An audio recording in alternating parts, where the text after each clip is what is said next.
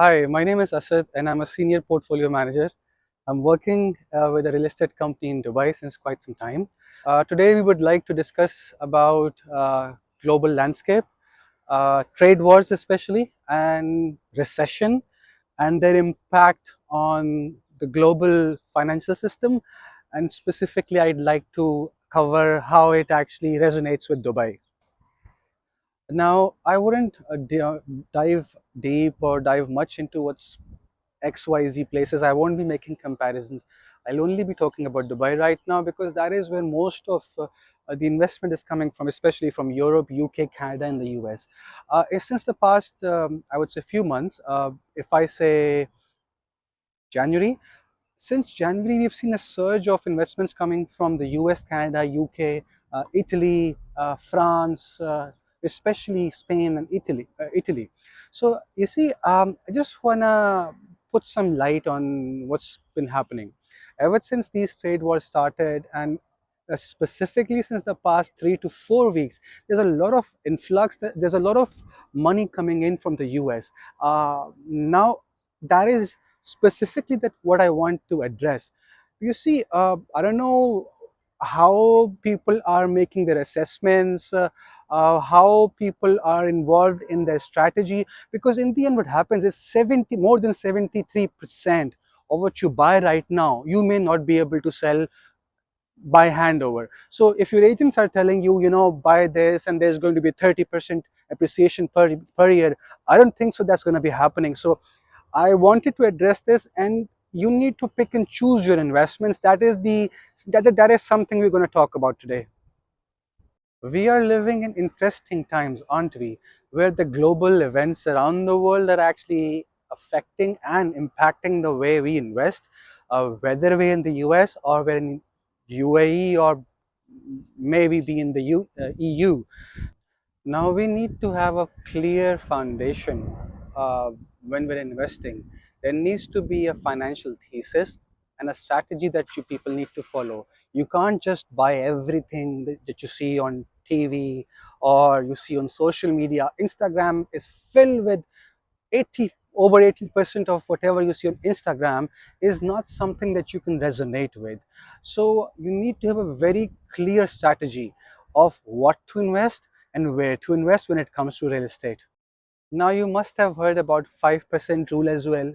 In Singapore, there is 50-30-20 rule as well, where Singaporeans, they just keep 50% for their needs, 30% for their wants, and 20% for their savings. Same way is the 5% rule.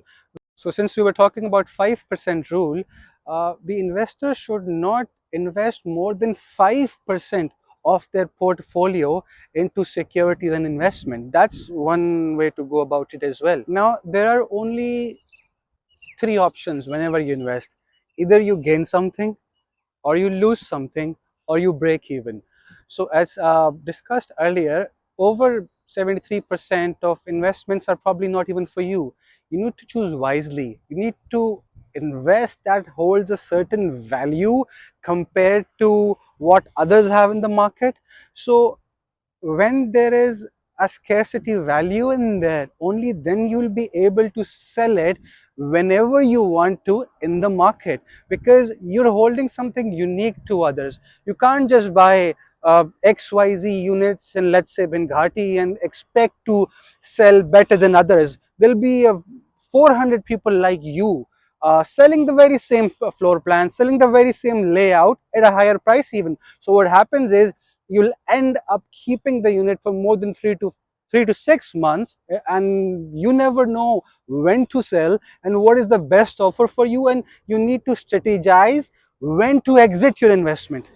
So you need to have a very clear investment thesis. First of all, you need to see the opportunity.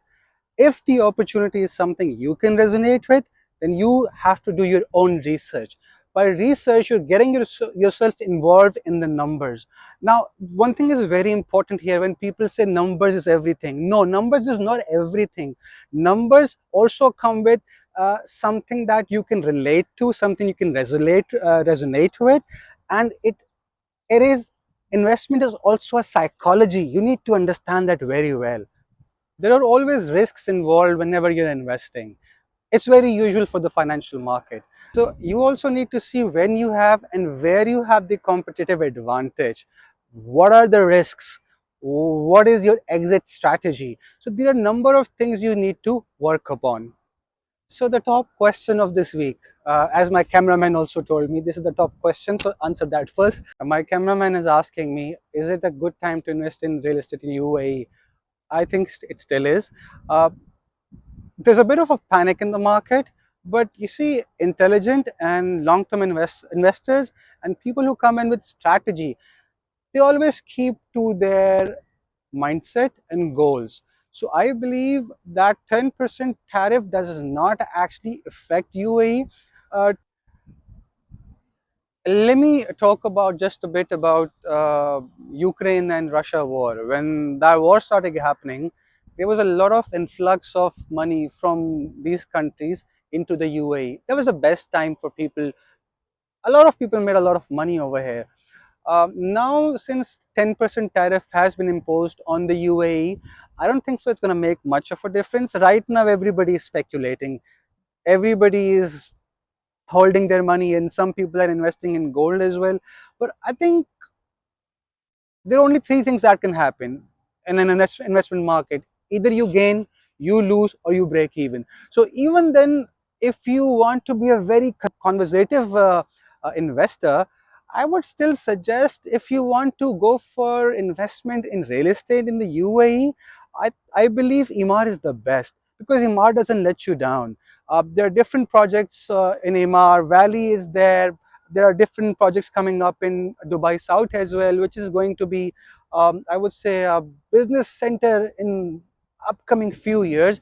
But with Emaar, you're never you'll never lose money.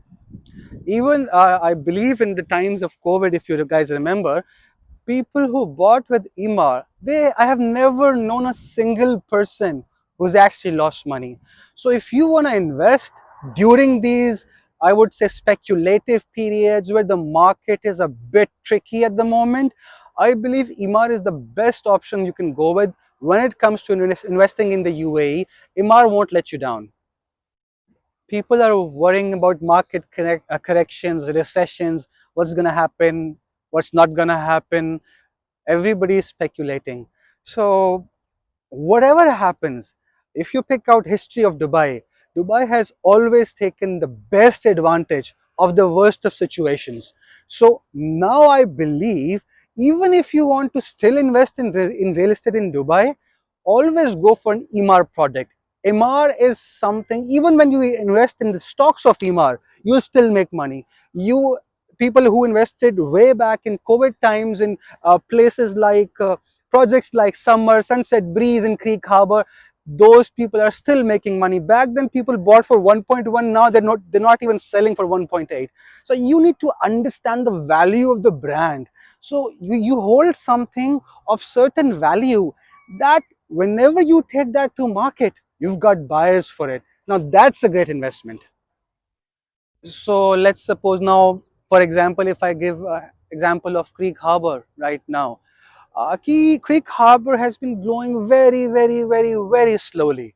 But you see, those people who are actually holding their units right now, who are not selling, I believe they're very wise investors, because they probably bought for 1.1, 1.3 somewhere.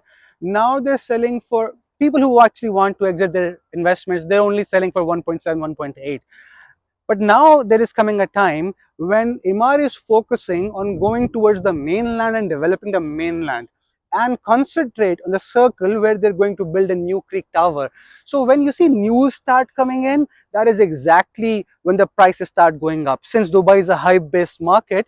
So anything in this particular era of speculation, market ups and downs, I believe Emaar is the best place to invest.